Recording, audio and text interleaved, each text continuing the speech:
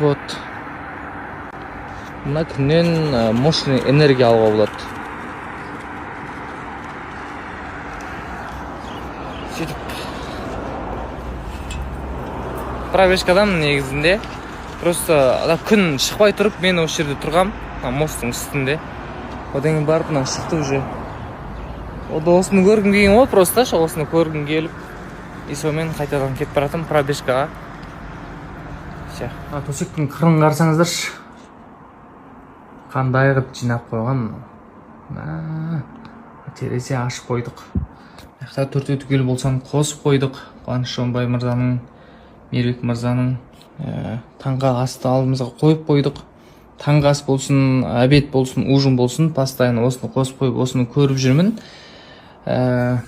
Бұяқтан өте керемет, өте көп инсайттар алуға болады, мотивация алуға болады.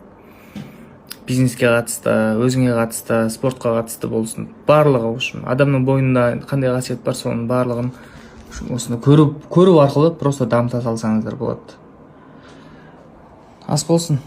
Вот ноутбук, вот Нурдей, вот блокнот, вот штатив.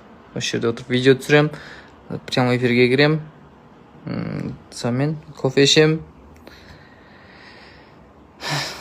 Жұмыс осы жерде. Достар, бүгін қасиетті жұма қабыл болсын. Және де ол жұмамен қоса бүгін 30 тамыз День Конституция. Қазақстанның сондай мерекесі. Баршаларыңызды мерекелеріңізбен шын жүректен құттықтаймын.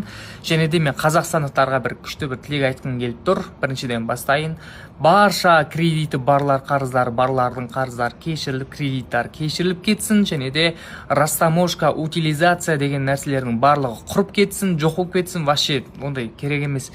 И потом магазиндегі продуктлардың барлығы арзандап кетсін, квартиралардың бағасы вообще төменге прям құласын, үйлердің бағасы түссін. Енді қатты демеймін, енді ол нормальный болады, енді халық қысылмайтын болса болды. Главный сол әрбір отбасы қысылмай, андай ақшадан қысылмай бір смело қыдырып қайтсын, барлық жақ арзандасын.